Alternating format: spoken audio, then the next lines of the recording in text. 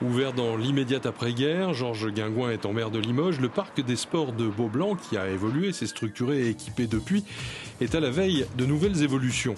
Ce parc où chacun va à son rythme doit à nouveau séduire sportifs, flâneurs et familles en même temps.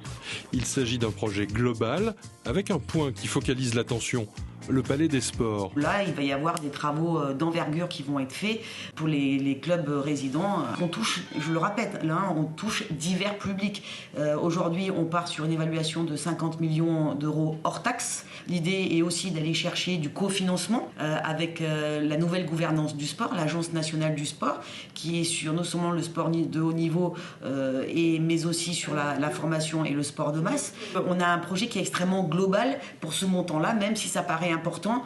J'allais dire que les potentialités sont énormes. Effectivement, il y a une nécessité de rénovation de ce parc. Cependant, on peut s'inquiéter en fait de plusieurs choses. C'est le contexte économique et le contexte sanitaire qui rend difficile, me semble-t-il, un investissement de 50 millions d'euros. Il faut que ce soit un projet à long terme. Il est nécessaire, certes. Est-ce que ça doit être la priorité? Il faut vraiment que ça soit bien pensé. Encore plus pour la mairie de Limoges qui, au-delà des difficultés qui sont inhérentes à toutes les collectivités territoriales, également doit faire face à une baisse de sa population de 5000 habitants. Donc ça veut dire que ça réduit l'assiette fiscale, donc une difficulté qui peut avoir une prégnance assez importante sur les investissements. On s'est beaucoup focalisé sur le Palais des Sports, mais en réalité c'est vraiment un projet de transformation du parc des sports de Beaublanc.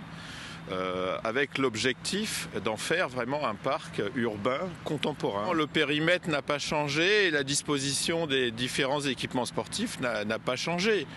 Bon, le Palais des Sports qui a été créé en 1981 était sur un ancien emplacement d'un espace extérieur à la fois de basket et de tennis.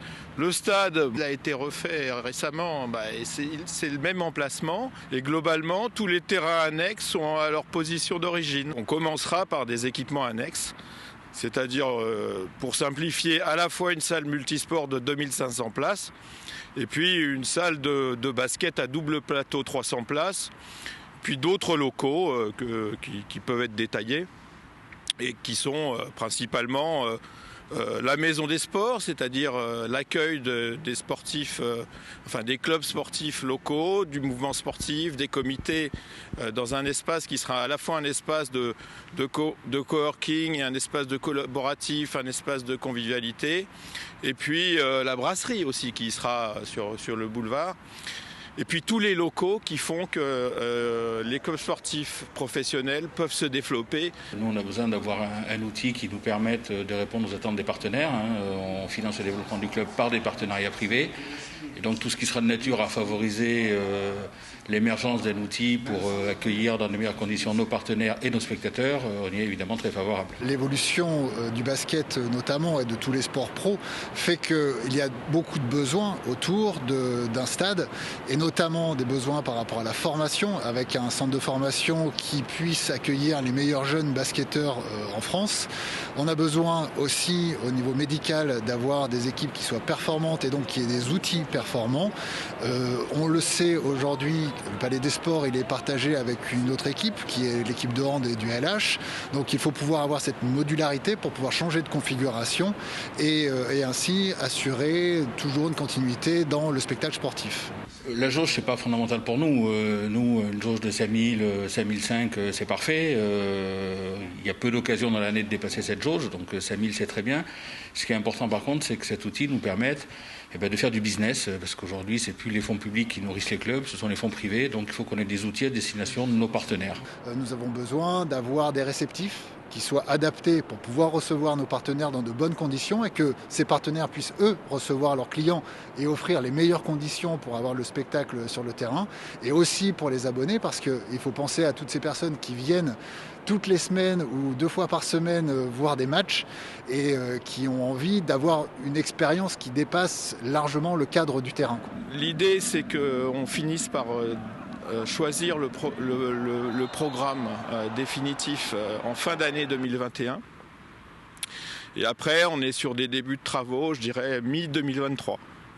pour une fin de chantier, vraisemblablement en 2025, sur la totalité du programme, c'est-à-dire à la fois les salles annexes, le palais des sports transformé, mais aussi ce dont on n'a pas parlé, les espaces qui seront ici réalisés, et notamment qui visent à apporter des services à la population, pas forcément de sportifs de haut niveau, vraiment monsieur tout le monde, madame tout le monde, et qui sera un apport de service plutôt sur du sport santé, sur de la remise en forme et sur un espace de conciergerie qui permettra à chacun de venir par exemple courir dans le parc et de bénéficier vraiment d'un accueil particulier, d'un espace vestiaire individuel. Voilà, on est vraiment dans ce projet-là.